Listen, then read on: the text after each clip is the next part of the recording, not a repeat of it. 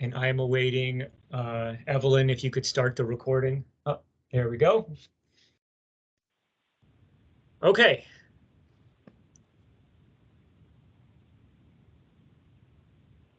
In accordance with PIM, our Program Integrity Manual, Chapter 13, Section 13.2.4.4, we are going to make an audio recording of this open meeting and as part of the local coverage determination record.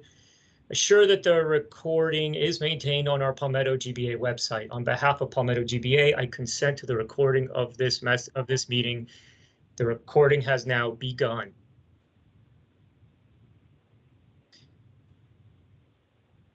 Okay, I have just stated that the recording of this open meeting is in compliance with CMS.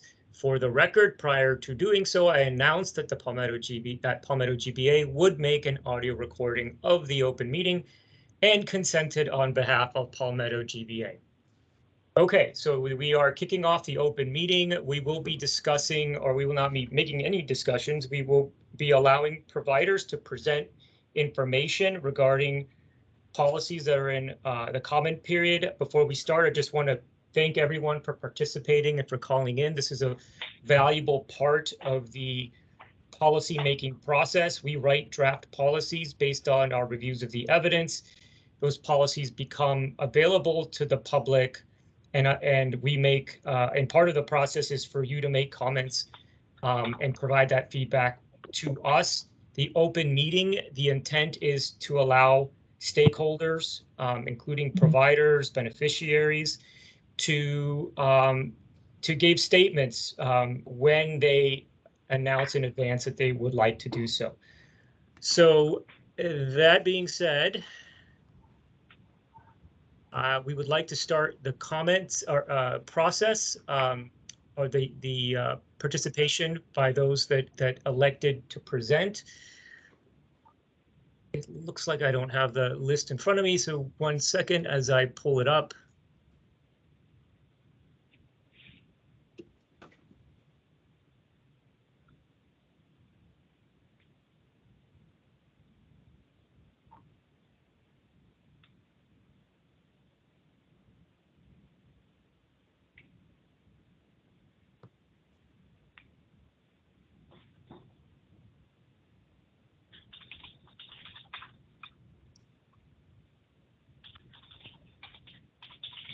Okay, I apologize for the delay. The first presenter will be Paul Limburg, who is Chief Medical Officer at Exact Sciences.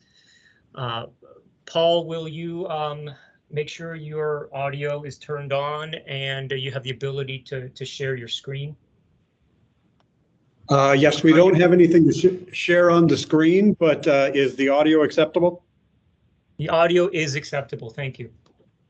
Fantastic. Well, thanks for the opportunity, Dr. Bien-Wilner and colleagues, for us to provide some thoughts on the proposed LCD. Again, my name is Paul Limburg. I'm Chief Medical Officer for Screening at Exact Sciences, gastroenterologist by background. We wanted to comment on the proposed LCD on molecular testing for detection of upper gastrointestinal metaplasia, dysplasia, and neoplasia. And in addition to my comments today, Exact Sciences will be submitting full written comments to MolDX prior to the submission deadline. For additional company background, Exact Sciences is a molecular diagnostics company working to deliver life-changing innovations in cancer through earlier detection and smarter answers for patients. We're headquartered in Madison, Wisconsin, and the company is the manufacturer of another test, EsoGuard, for colorectal cancer screening, as well as the Oncotype DX tests. We estimate that 1 million patients currently live with metastatic advanced cancer to solid tumors in the United States, and more than 600,000 people will die from cancer in the United States this year alone. Today, many of these cancers are detected at an advanced stage when the cancer has already become metastatic and therefore more difficult to treat. This is particularly true for cancer types such as ovarian, endometrial, pancreatic, liver, esophageal, and others for which population-based screening is not currently recommended. Given that cancer therapies are generally more effective when patients are identified with lower tumor burden or earlier in the disease's progression, substantial opportunity exists to positively affect clinical practice through earlier detection, innovation, and application. So with respect to the public health burden for the topic of today, esophageal adenocarcinoma, we know that the incidence rates have risen over the last several decades. On an annual basis, about 19,000 new esophageal adenocarcinoma cases are diagnosed in the United States, with about 15,000 estimated deaths in 2021. The 5-year relative survival rate is unacceptable at 20%, and only 18% of patients with esophageal cancer are diagnosed at an early or local stage, according to the ACS. Barrett's esophagus is the only known precursor to esophageal adenocarcinoma and is a well-established risk factor in the development of this disease. Esophageal adenocarcinogenesis is thought to progress through stages of intestinal metaplasia, or non-dysplastic Barrett's esophagus, followed by low-grade dysplasia, high-grade dysplasia, intramucosal carcinoma, and ultimately invasive adenocarcinoma. This sequential progression, as best we understand it, and stage-dependent survival provides the rationale for Barrett's esophagus early detection and surveillance. All major US and European GI societies recommend evaluation and testing of patients at risk for Barrett's esophagus in individuals with multiple risk factors, and surveillance for patients diagnosed with Barrett's esophagus are also prevalent, including from groups such as ACG, AGA, ASGE, and others. Early detection and survival allow for clinical intervention at more treatable phases and can ultimately reduce the incidence, mortality, and associated with esophageal adenocarcinoma. But unfortunately, adherence to guideline recommended testing for at-risk patients is extremely low, with only 10% of eligible patients undergoing upper endoscopy, which leads to missed opportunities for esophageal adenocarcinoma prevention. With that backdrop, Exact Sciences applauds the MolDX program for the creation of this proposed foundational LCD and overwhelmingly supports Medicare coverage of non-endoscopic biomarker-based tests for the detection of esophageal neoplasia and its precursors. We agree with MolDX that there is a need to improve the ability to detect and prevent esophageal adenocarcinoma at an earlier stage with more options for curative therapy. And with that in mind, we believe some clarifications to the LCD will help to ensure this is not a missed opportunity for Medicare beneficiaries. As drafted, criterion 4, otherwise stated as the test that identifies patients with dysplastic disease, tests that identify patients with dysplastic disease are more likely to benefit from invasive procedures from patients without dysplastic disease that are not likely to benefit, indicates a test.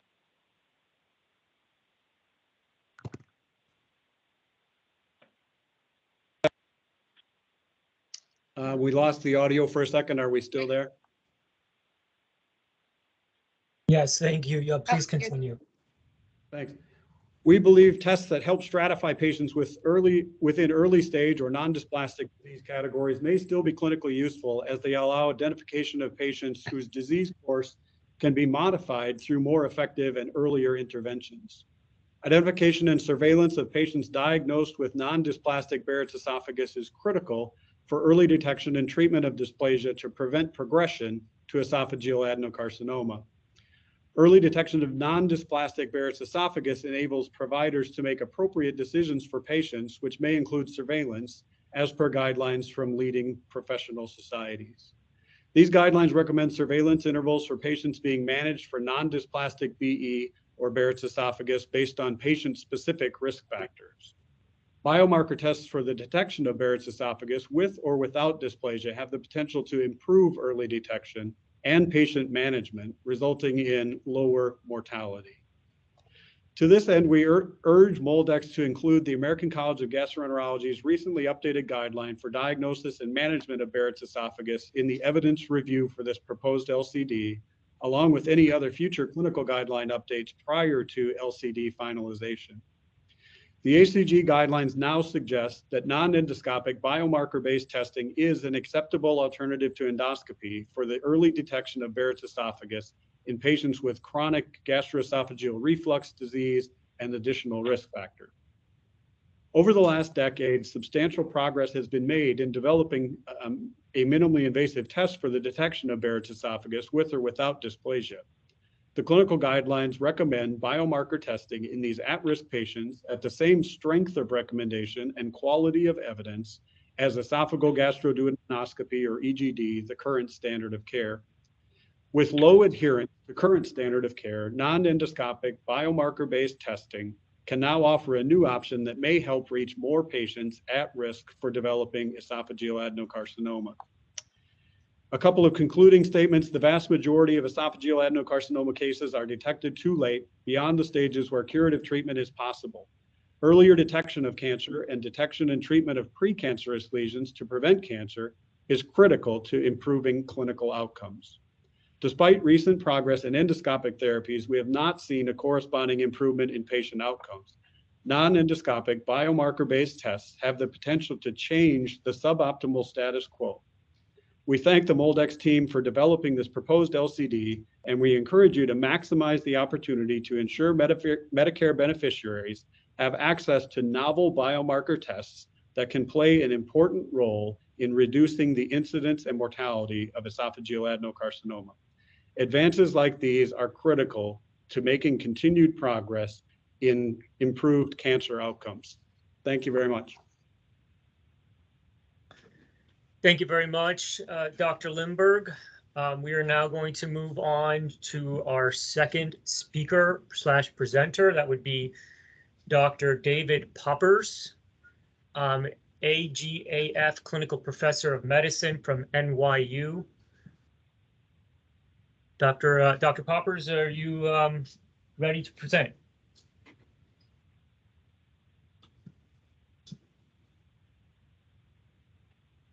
Let's make sure you have your audio working.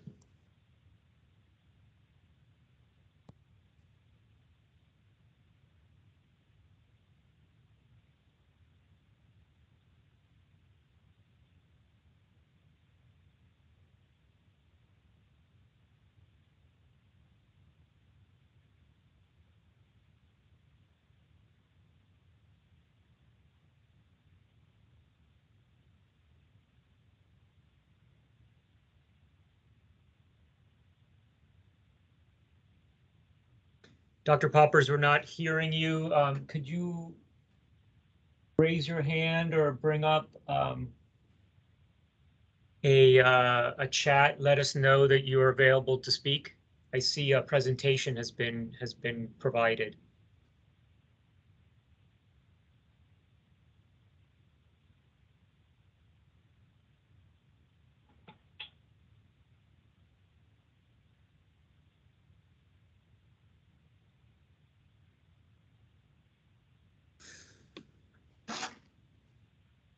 Dr. Bian-Wilner, this is Sean with Lucid. Yes. David's logging in now. He's just finishing up with the patient. He was just, he'll be here momentarily. Okay, why don't we, unless he comes in the next, or we're expecting him the next 30 seconds or so, why don't we skip to the next presenter? Yep. We can always come back. Agreed. Thanks, Gabe. Okay, no worries. Okay, we're going to skip to the next presenter.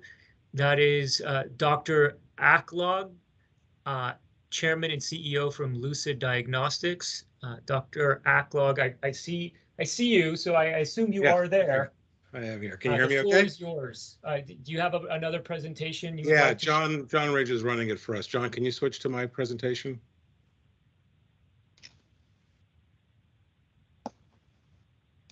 If not, I can pull it up too. Sorry, but John, do you need me to pull it up? Yes. Okay. Sorry about the confusion. Just give me 1 second. Yeah, for some reason I'm locked out. Okay, no problem. Let's go to it here.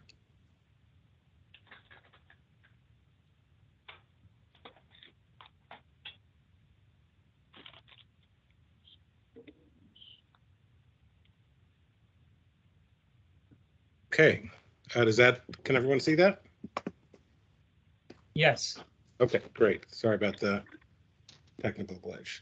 So good afternoon. As you mentioned, I'm Dr. Sean Aklog. I'm Chairman and CEO of Lucid Diagnostics. I also happen to be a board-certified thoracic surgeon. And I'd like to thank you, Dr. Bian-Wilner, and the MolDX team for the opportunity to present at today's open meeting.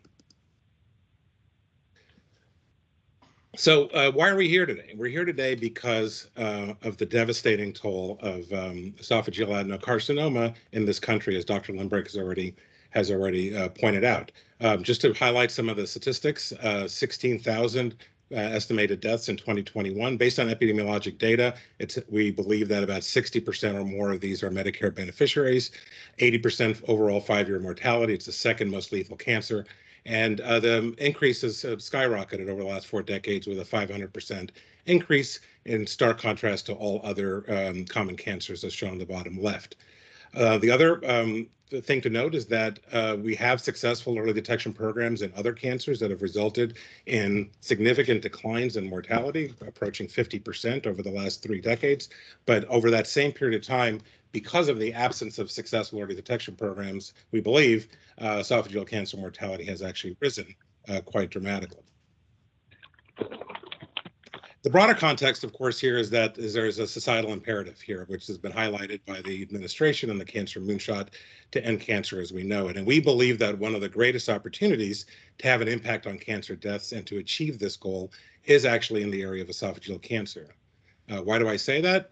The reason is because esophageal cancer deaths can be prevented. We know the natural history of disease from GERD through Barrett's esophagus and early stage precancer. We have endoscopic surveillance of non-dysplastic BE and ablation of dysplastic BE that can reliably prevent progression to esophageal cancer and prevent deaths. The most important statistic I believe to know about this condition is that the 1-year mortality rate, the stage 1 mortality rate is over 40%. So catching stage 1 esophageal cancer, unlike in colon and breast and other common cancers, is not sufficient. Early precancer detection is essential to prevent these deaths. And the great news is that historically, all of the elements for a successful early detection program are there. We have a well-defined target at-risk population. We have a well-established precancer condition, both non-dysplastic and dysplastic BE, and we have an early intervention. Until now, the availability of a widespread early detection tool has been the limiting factor. Based on this, the guidelines have long recommended, going back over a decade and through 3 rounds of clinical practice guidelines, esophageal precancer detection in a well-defined population of at-risk GERD patients in order to prevent cancer deaths. So all 3 societies have long recommended that patients who have a 5-year history of GERD and generally agree upon 3 of the following 6 risk factors. These risk factors define a population which has a fairly high prevalence as screening populations go for precancer and cancer prevention in the 5 to 15% range. So despite the strong consensus on testing to detect precancer, a cancer diagnosis here is nearly always a tragic missed opportunity. Less than 10% of the patients who are at risk, who are recommended for endoscopic screening, end up undergoing it. And it's nearly always a death sentence. It nearly always comes as a complete shock in a patient with longstanding GERD, and likely death could nearly always have been prevented if the at-risk patient had been appropriately screened, monitored, and undergone curative ablation. Increasing guideline compliance from the less than 10% that we have now to over 50% could prevent over 10,000 esophageal adenocarcinoma deaths per year. As previously mentioned, non-endoscopic biomarker testing, we believe, is the missing element to prevent esophageal adenocarcinoma deaths through early precancer detection. So we do now have actually an available non-endoscopic biomarker test that we believe can serve as a viable widespread early detection tool. We'll talk more about that in a second. And as Dr. Lindberg mentioned, we have guidelines that were recently published that put non-endoscopic biomarker testing on par with endoscopy as an acceptable alternative to endoscopy for identifying these precancerous conditions. So briefly, the EsoGuard esophageal DNA test is a bisulfite converted NGS DNA methylation assay, anatomically targeted and protected sample of surface esophageal cells are collected with a device called EsoCheck in a very brief, less than 5-minute office procedure without the need for anesthesia. That sample is sent via specimen kit to a central laboratory, Lucid DX Labs, where the assay is performed. It assesses methylation at 31 CpG sites on 2 genes, vimentin and CCNA1. And this test is commercially available in the US as a LDT performed at this laboratory. The patient report returns a positive or negative result, with a positive result indicating that the patient has one of the conditions along the spectrum from Barrett's, non-dysplastic Barrett's esophagus to esophageal cancer. The EsoGuard assay has worked its way through the CMS payment and coverage policy process for the last 2 years, and notably completed the CLFS process and has payment published and effective as of January 1st of 2021. We're gratified now that the coverage side of this is moving forward, and we have this proposed LCD to comment upon. So the topics I'd like to cover today are the coverage indications, some language around the ideal performance criteria, updated ACG, the updated ACG BE guideline, and some comments about clinical utility. So really, our suggestions here are to make this, in order to make this foundational LCD more operational. We generally agree with the proposed coverage criteria, but we think there are modifications that can enhance them. And the intent of these, I won't read them here, of these suggested modifications is to allow the submission and implementation of technical assessments to secure future coverage without the need to update the LCD. In addition, we believe that the criteria could more clearly delineate between the role of testing in two very distinct clinical conditions that Dr. Lindberg touched on. The first being testing in GERD patients who are at risk to identify conditions along the spectrum from non-dysplastic BE to esophageal cancer.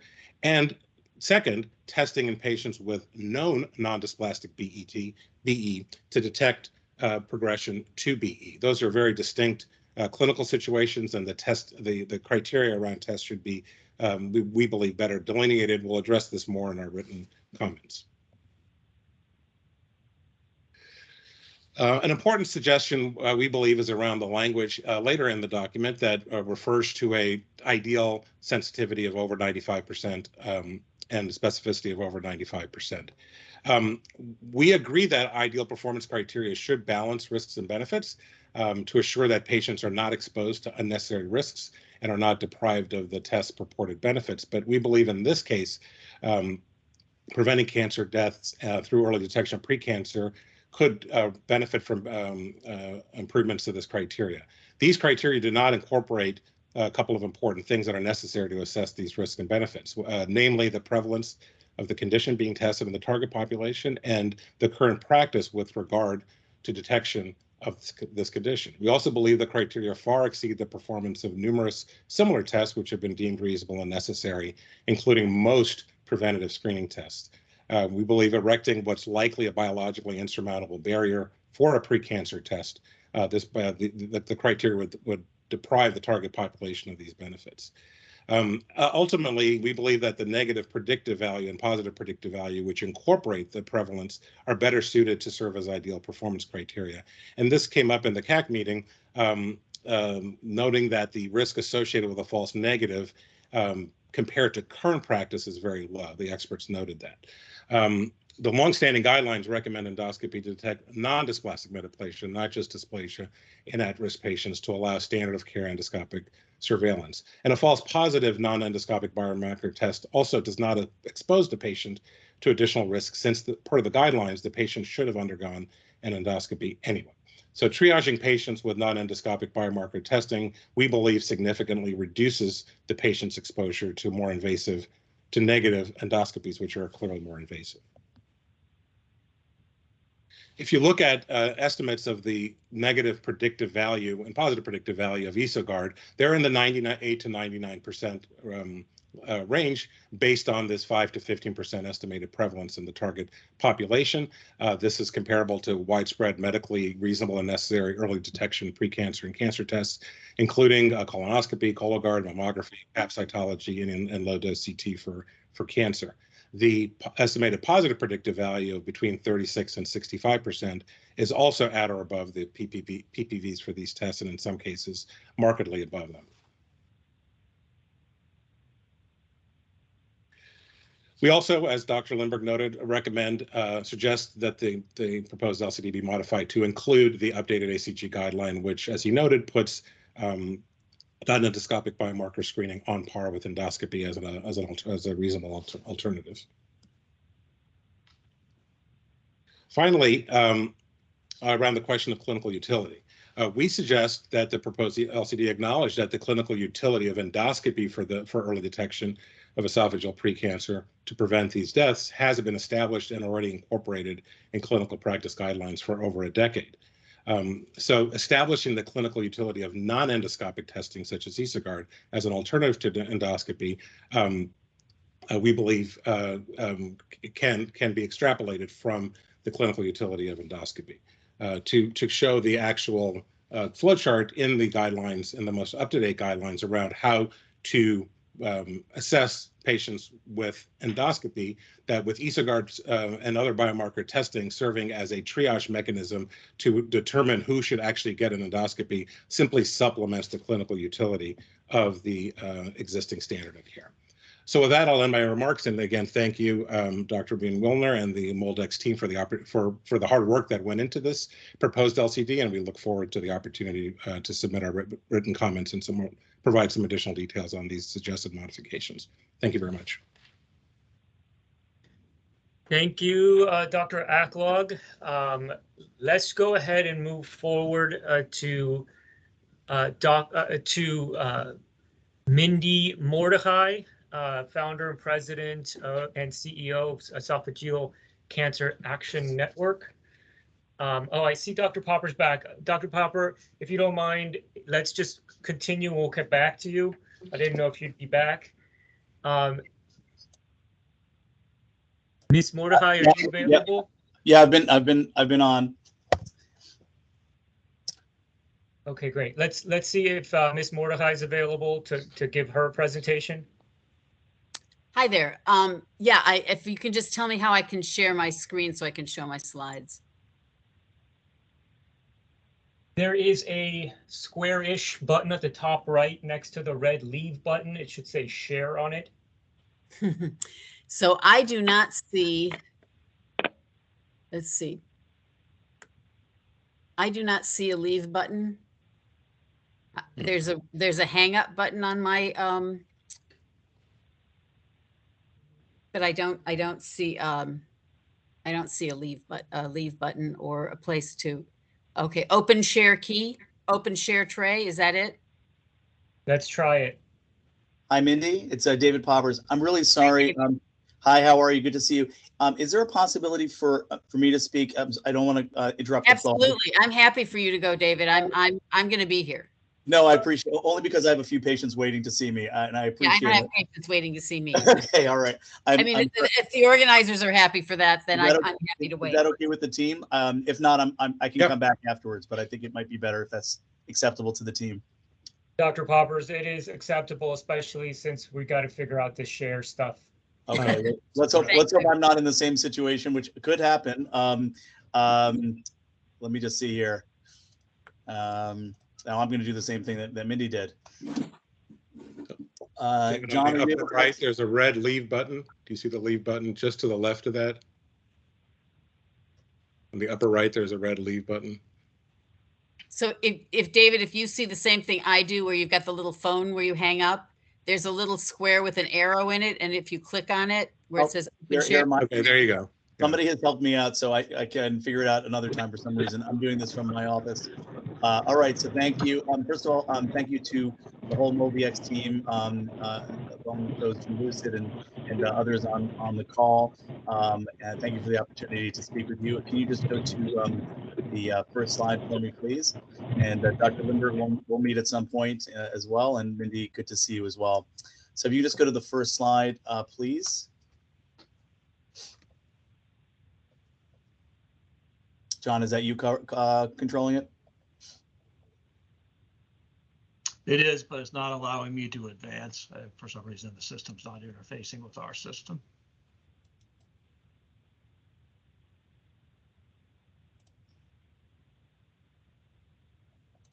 See if you can maybe share the other screen, if you have more than one screen open. So Mindy, don't feel bad. We're having a different problem related. If you're in presentation mode, you may be having an issue. Do you want to walk me through it? I'm on a different computer than I normally use, but I actually do have my presentation downloaded if on PowerPoint. Go ahead, Dr. Poppers. Just try to open it up. Open share.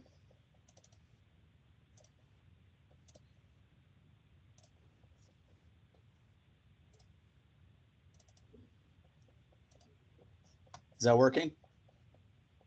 It is. Thank you. All right. I figured it out. So again, thank you to MolDX, everyone from Lucid, and obviously Dr. Lindberg, as well as Mindy and everyone who's on. David Poppers from NYU Langone, where I direct GI quality and strategy and serve as a clinical professor of medicine in the gastroenterology division. And Lishan, Dr. Alclog really did a lot of the heavy lifting. So in a way, it's good that the order was switched a little bit in terms of describing the performance characteristics of the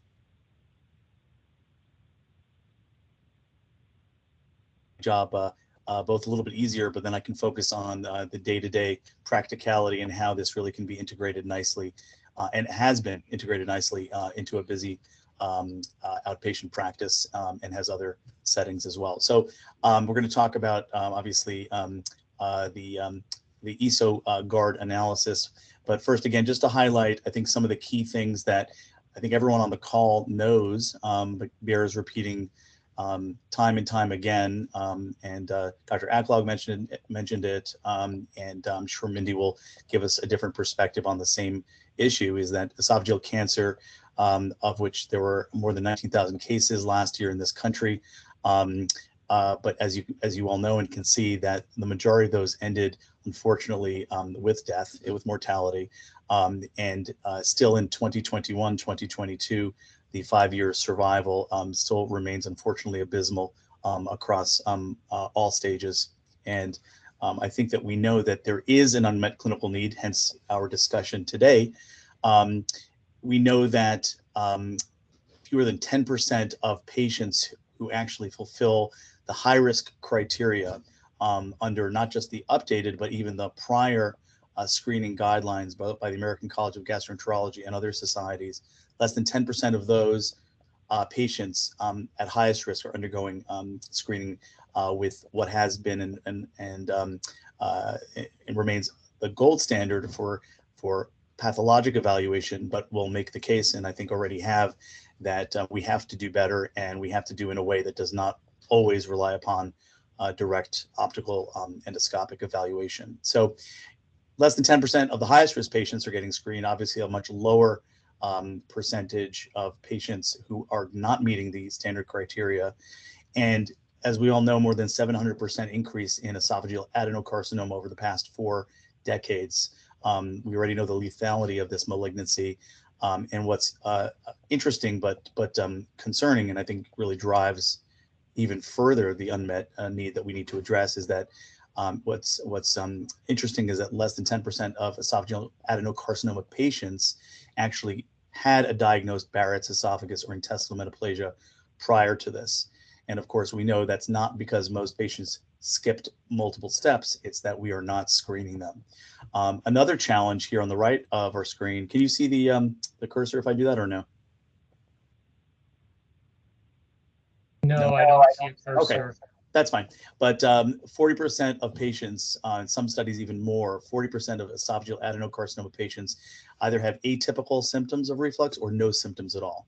And that's the challenge. So we're faced with not just a lot of patients in this country, millions who have classic reflux symptoms and for a long duration, and we know should be screened, and family history that makes them higher risk. But we know that we have a lot of patients who meet some demographic risk factors with no symptoms or atypical symptoms that we are missing.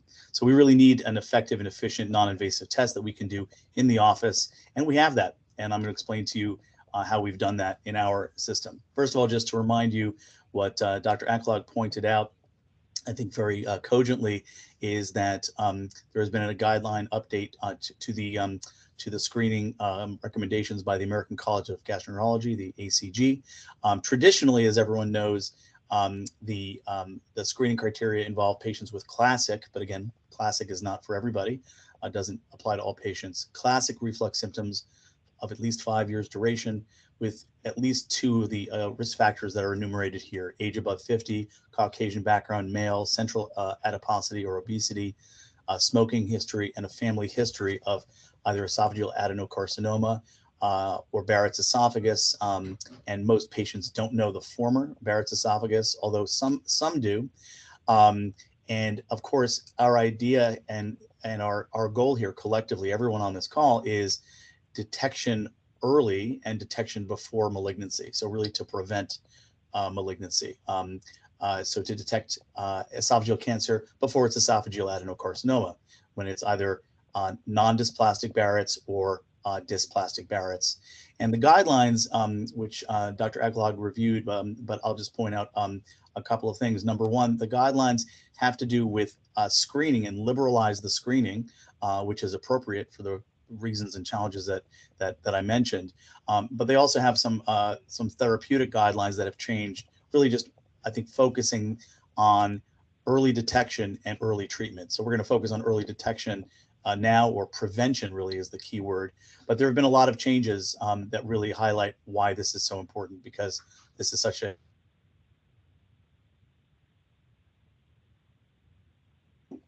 we've heard now about the device, the EsoCheck device, and the EsoGuard DNA methylation test. So I'm going to talk a little bit about how we've used it and continue to use it. When I say continue to use it, I mean I used it about an hour and a half ago. So kind of right hot off the presses. Just going to adjust the size here so I can see it here. But again, just for background, without being redundant, this is a huge problem, and we are missing a lot of these patients, especially those 40% or more who are either asymptomatic or have no classic symptoms. So we know that endoscopy remains a very, very useful tool for both visual examination. You can see here in the middle panel, I have images of the squamo-columnar junction, both under white light in these left panels and under narrowband imaging. But our ability to detect Barrett's esophagus, whether it's dysplastic or not, is quite limited, even with this very good electronic chromoendoscopy. Biopsies are always subject to sampling errors, even if you follow appropriate 4-quadrant biopsy protocols and the Seattle protocol, which I do, but we can still miss things, of course. We know we need something better, because endoscopy, although a relatively low risk procedure, is not without risk. It needs to be done, as you know, in an endoscopy center or hospital, depending upon the patient's status. It's somewhat invasive, of course. Sedation is generally used, so that patient needs to be monitored, has to come in, can't work that day or go to school, needs someone to bring him or her home. And the risks are not common, but they're not nil, both procedural and sedation risks. And also the interpretation of biopsies, aside from the fact that we can miss things, is that our excellent pathology colleagues can miss things as well. Even if you're at a center, I'm fortunate to work at a center where we can use the recommended two pathologists who expert GI pathologists who concur on a diagnosis. But we can miss things, and certainly in other settings where that may not be a resource available to all clinicians, that's even more important. So in those scenarios, having additional testing and minimally invasive testing that does not rely upon that is even more important. So that's why EsoCheck, the device, and EsoGuard, the test that evaluates methylation changes in the genes that were mentioned, the vimentin and the CCNA gene, the cyclin gene, simple, straightforward technique. And the goal here to diagnose Barrett's esophagus and really to prevent, and I think this is the highlight, prevent esophageal adenocarcinoma, or at least catch it as early as possible, where outcomes are not ideal, but they're certainly better than later stage disease, which is unfortunately how it usually is picked up. So using the EsoCheck device, which Dr. Eklag showed you, without being too redundant, but I do want to just point out it's a very shallow learning curve to become an expert administrator of this. I've taught many people already, We have an experience at our center of now about 500 cases, roughly, as I said, including a couple just earlier today. We've used it in other settings, and it is used in other settings, but it is well tolerated, rapid. We've had no complications. The device, as Dr. Aklog mentioned, and I have highlighted in this central panel, this simple catheter-based cap with a balloon that's inflated after reaching the stomach, very soft, pliable balloon. We actually, when I administer this or supervise it in our office setting, I actually show all patients.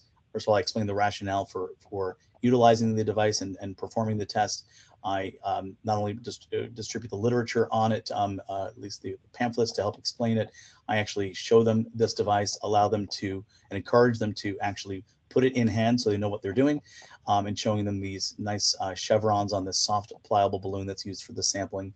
And when we talk about how rapid it is to perform, and it's often said it's about 3 to 5 minutes, it's actually, once you become experienced, it takes actually a shorter time than that. So within 5 minutes, let's say you can have a whole discussion and should have a whole discussion at that point of care about the rationale for screening, why it's important, and explaining identifying precancerous conditions and preventing cancer is really what this is about.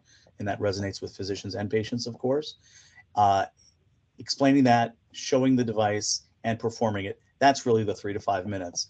We have done that and continue to do that with essentially no disruption to our day, and somebody who actually will then have a screening test performed before they leave the office. And it has, I'll show you the early data, and we have a lot more that I'm not showing you here right now.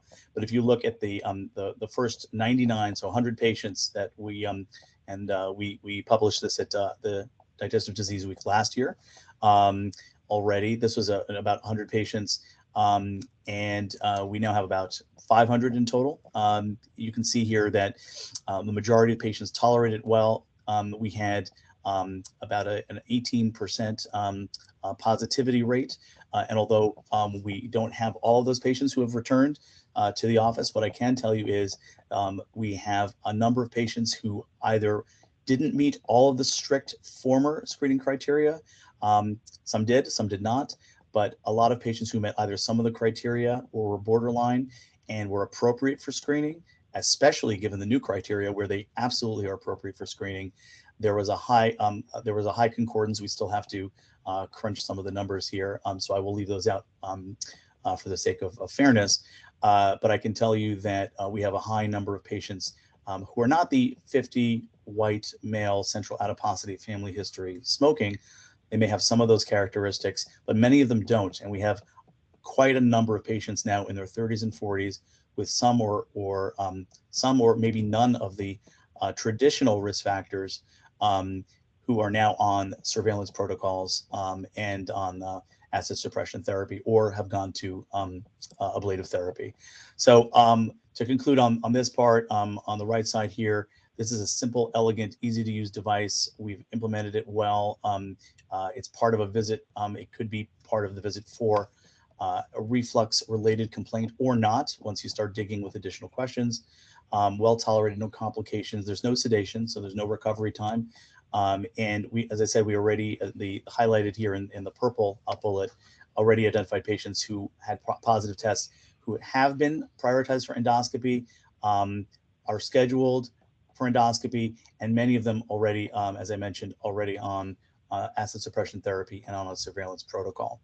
And this is ongoing as of even today. So I think Dr. Aklog was more complete in explaining the rationale for the LCD modification discussion in terms of potentially revising to support the adoption of EsoGuard, which really has been very successful in our practice and elsewhere, as well as testing sites devoted to this with high sensitivity and specificity. We, in our opinion, the very strict criteria to meet greater than 95 or 95% sensitivity and specificity, given the severity and the true morbidity mortality of the endpoint of esophageal adenocarcinoma, feel that this may be a little bit more rigid, especially given the liberalized, expanded screening criteria by our professional societies, including the ECG, and recommend that there should be at least discussion and thought, perhaps, amongst those assembled and others about modifying the LCD to reflect these new guidelines and prevent cancer and cancer-related death. So with that, I'll stop here, and I just want to thank you all for inviting me to speak, for the opportunity, as well as for being able to utilize this technology and help our patients. And it's been a tremendous tool in our armamentarium. So thank you all very much. Thank you, Dr. Poppers, for your comments. Let's head back to Ms. Mordecai. Did you figure out how to share your screen? I believe I have. Okay, great. The floor is yours. Okay, let me see here. I've got my entire screen that I'm trying to share here. And you'll tell me in a moment if you can see my my slideshow. You see it? Now you've got it? Well, now I see it. There we go. Yes. Okay. So what you're looking at right there is, it was my Mother's Day present 15 years ago, because my husband had just been diagnosed with esophageal adenocarcinoma, and I wanted a family photograph by a professional photographer. And I can tell you that every moment of those 15 years, I'm very grateful for that, because my husband's diagnosis with stage 3 esophageal adenocarcinoma, as you might imagine, took us through quite a journey. And so I'm coming at this, obviously, this issue from a very different point of view. My husband had a very positive attitude. He went through chemo, he went through radiation. He recovered from some pretty brutal treatment and underwent an esophagectomy.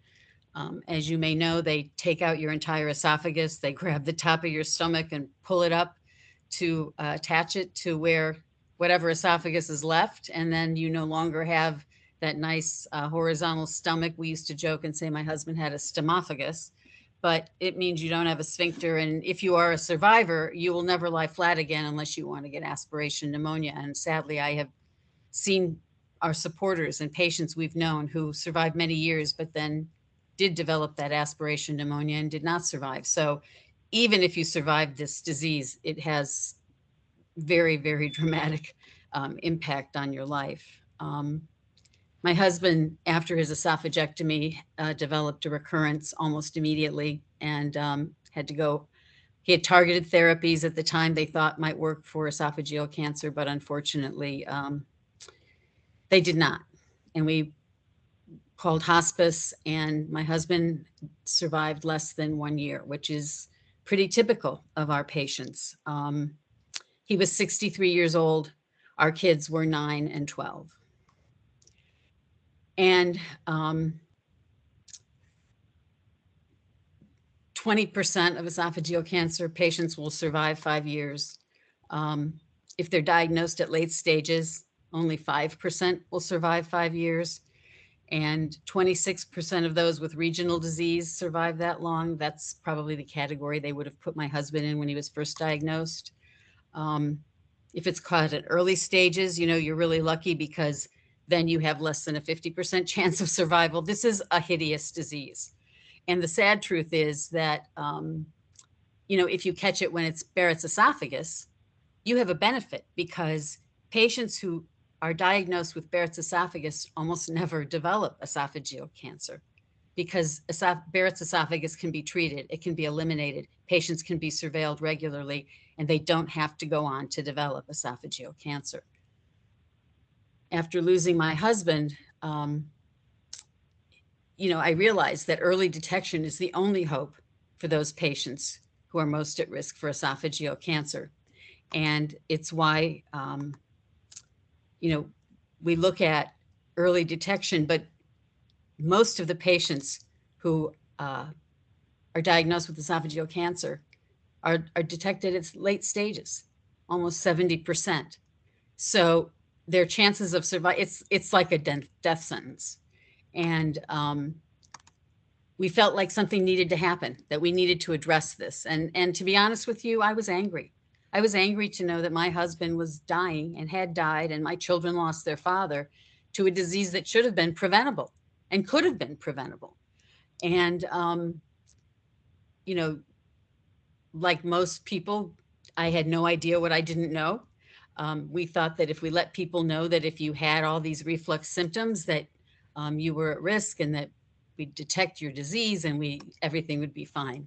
We wanted to save lives. And so we started to raise that awareness about the link between reflux disease and cancer. We wanted to promote that early detection. We supported medical research and innovation. But what we knew was that, you know, we needed to get the message out that most people had no idea that heartburn could cause cancer. And so we launched public awareness campaigns.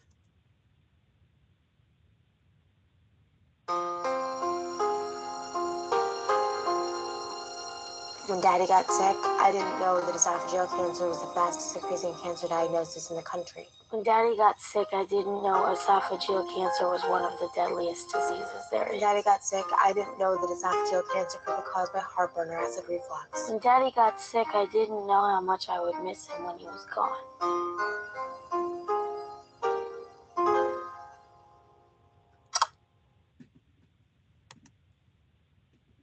So we were telling people to get checked. The problem is when you tell people to get checked, and the only thing they can do to get checked is a sedated procedure that is relatively expensive and not without risk, you're not saving many people's lives, because it's a call to action that mostly leads to a roadblock. As Dr. Poppers mentioned, you know, so many patients who should be seen aren't seen, and not everybody falls into that little category. You know, my husband wouldn't have fallen into that category. He was thin, he was athletic, he was not overweight, he was not a smoker, and still he died of esophageal cancer. If there had been a way for him to be screened early, if we had known that that choking he did when he laid down at night, that not very usual reflux symptom, was the cause of something that could kill him, things might have been different. But they weren't. And what we know now is that this opportunity for a screening device that doesn't require sedation, doesn't require, you know, that day off of work, and insurance companies are not so willing to pay for folks, and they reasonably so, because we know the cost benefit analysis isn't there for everybody who has heartburn or these symptoms to get an upper endoscopy. But a minimally invasive device that has a test that's so successful at diagnosing that Barrett's esophagus, once detected, can be treated and can be eliminated so that patients don't have to go on to develop esophageal cancer. To us, that is a path to save the lives of patients. And so we believe that it is incredibly important that there's a revision that will cover early detection of esophageal cancer through that molecular testing for detection of upper gastrointestinal metaplasia, dysplasia, and neoplasia. We wholeheartedly hope that you will reconsider the strategies that you've looked at thus far and look to include the EsoGuard and any other tests that come through that are going to be able to provide that opportunity for our patients to have an early diagnosis that's going to save their lives. Because it's important. We know that every 36 minutes, one American dies of esophageal cancer, more than 16,000 people every year.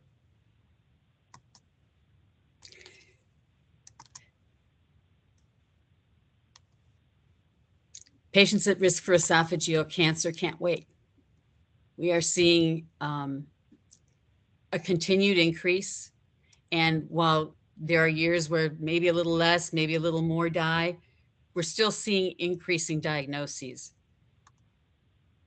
And it's our view that truly these tests can be a game changer for our patients.